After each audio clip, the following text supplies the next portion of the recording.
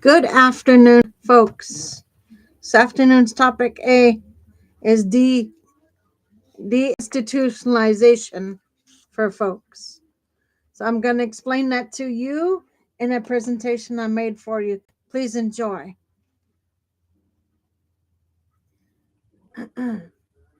The title, The Legacy of Deinstitutionalization.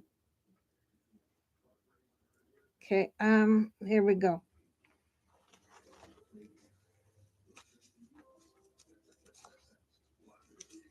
Be right with you in a second.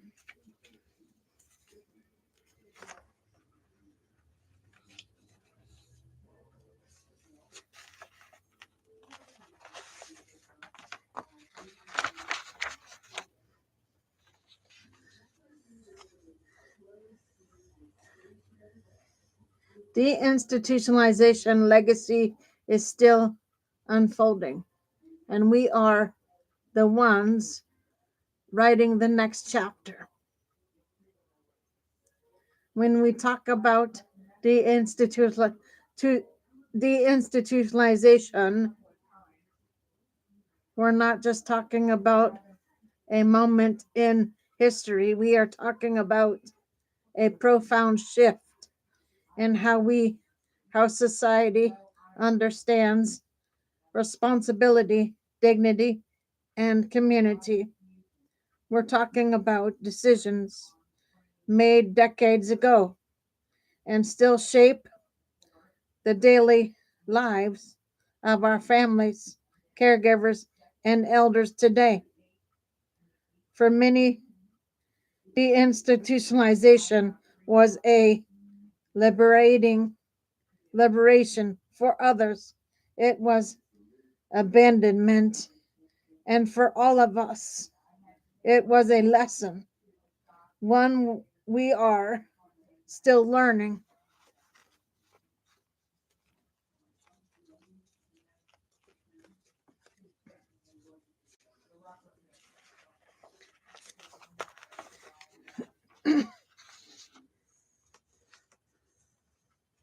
What deinstitutionalization was supposed to be, beginning in the 1950s and accelerating through the 1970s and 80s. The United States began closing large psychiatric hospitals, residential institutions, and long stay facilities. The promise was bold. People would return to their communities, families would be supported, local services would replace institutional walls, care would be more humane, more personal, more dignified. The vision was beautiful, the execution was incomplete.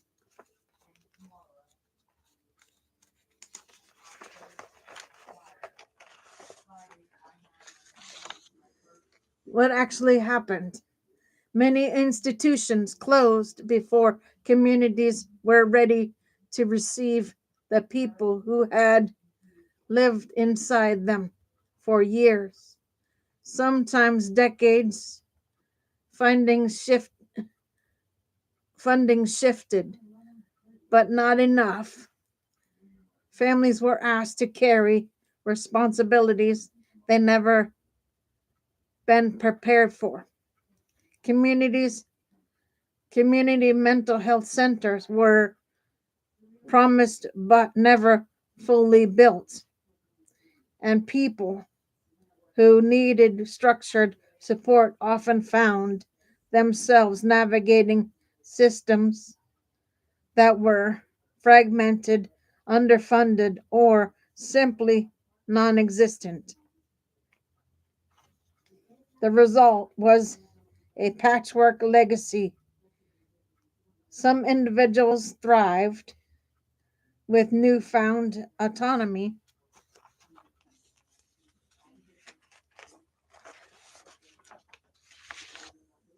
Some families became full time caregivers overnight. Some communities built strong support networks. Others saw rising homelessness,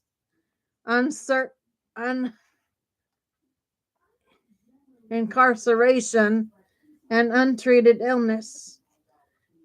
Deinstitutionalization didn't fall, or didn't fail, but it was never finished. The human legacy. The legacy lives in the stories families tell. It lives in the adult child who suddenly became the primary caregiver for a parent with complex needs. It lives in the elder who survived childhood institutionalization and still carries the imprint of those early years. It lives in the caregivers who navigate systems that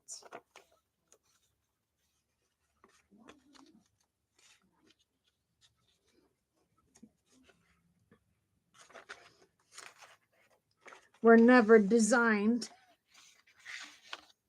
with them in mind. It lives in the communities trying to rebuild what policy dismantled without providing tools, without providing the tools to rebuild it. And it lives in the quiet truth that care has always been communal, even when systems forget that. What we learned and what we must not forget. Dignity cannot be outsourced. Institutions often stripped people of autonomy. Deinstitutionalization reminded us that dignity is a human right, not a privilege. Families cannot carry everything alone.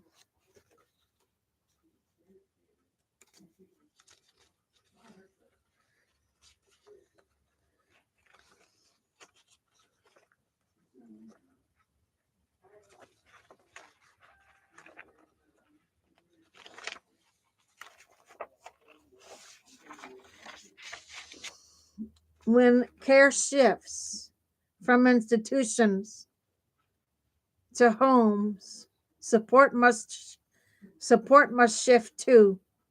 Funding, respite, training, and community infrastructure.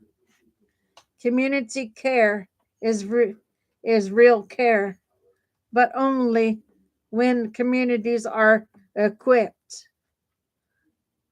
A neighborhood can be more healing than a ward, but only if services are accessible, coordinated, and culturally responsive. Trauma doesn't trauma doesn't appear building when buildings close. Many elders who lived in institutions as children still carry the emotional and developmental impact. Their stories matter. Policy without follow through becomes burden, not liberation.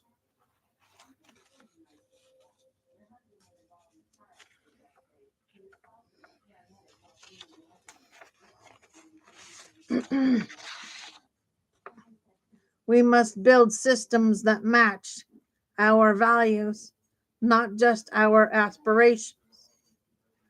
Why this legacy matters today. We are living through a new era of institutional change. Long term care facilities are under strain. Families are providing more care than ever before. Elders with complex needs are aging in place. Behavioral health systems are aligned at a breaking point. Communities are being asked to do more with less.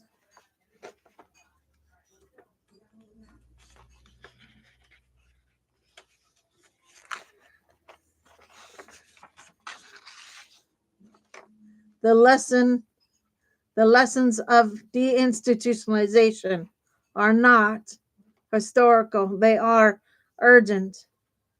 If we don't learn from the past, we repeat it. If we don't invest in community care, we recreate the very conditions we tried to escape. If we don't support families, we create invisible institutions inside our homes.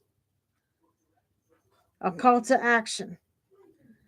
The legacy of deinstitutionalization is not a closed chapter. It is a living story, and we are the authors. We can choose to build community networks that actually support caregivers, policies that match the real needs of families,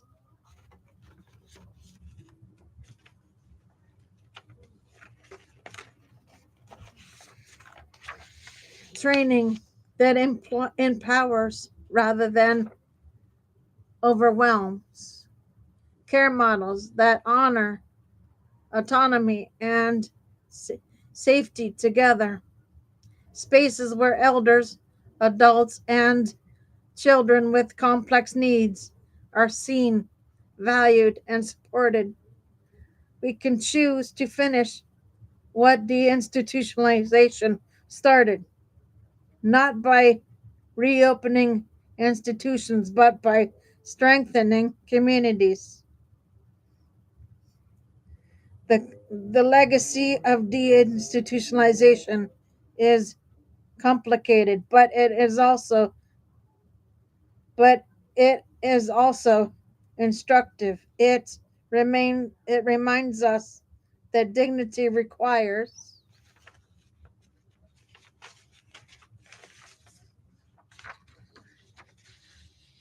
infrastructure, freedom requires support, and real care, requires all of us.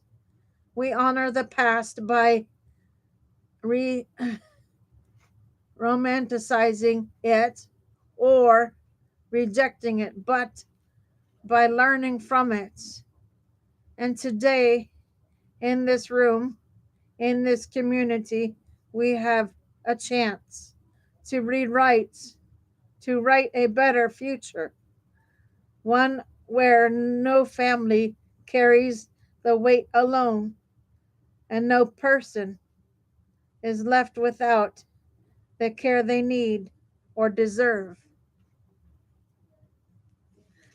Okay, guys, that is your A for today. I will be back on later for shows. For now, Gator Wellness. Take care, folks.